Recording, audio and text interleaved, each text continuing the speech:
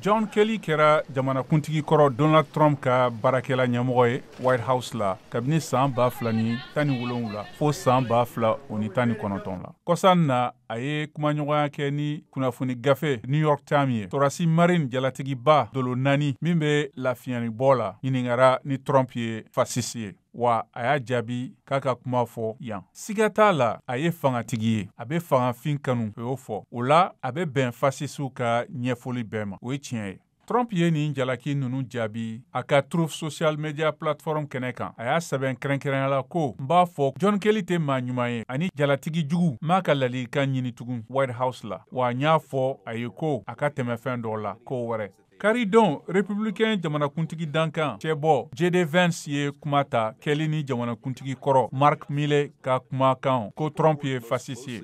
Vance ɲiningara NBC ka kɛnɛ kan Meet the Press. Mɔgɔ minnu ye baara kɛ ɲɔgɔn fɛ kosɛbɛ u fanba olu bɛ nin tigitigi nin dɛmɛ ne hakili la Mark Milley ani John Kelly fila bɛɛ ye baarakɛla kɔrɔw ye minnu ma wasa sɔrɔ.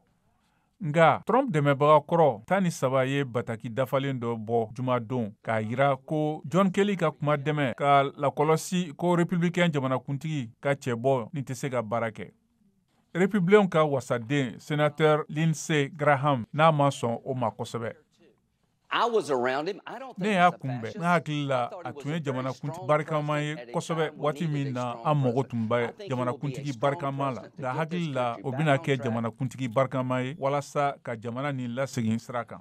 Démocrates ka yɛrɛfɔko jɛkulu min ye cɛbɔ Kamala Harris ye o ye wotekɛlaw laɲini mara damadɔ la n'a bɛ wele ko swing u kɛtɔ ka kunnafoni gansili dɔ bɔ min bɛ segin John Kelly ka kumakanw kan. Harris ma maloya ko haminaw ko sugu fɔ.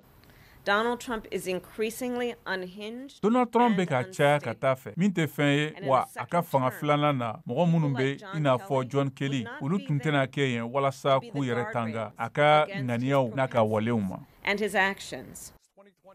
Sénateur indépendant yɛrɛma hɔrɔnyalen Bernie Sanders n'o bɛ Harris ka ɲinini dɛmɛ ka ɲɛsin White House ma ɲininkali kɛra a la NBC ka kɛnɛ kan Meet the Press la karidon na n'a hakili la Trump ye fasisi ye.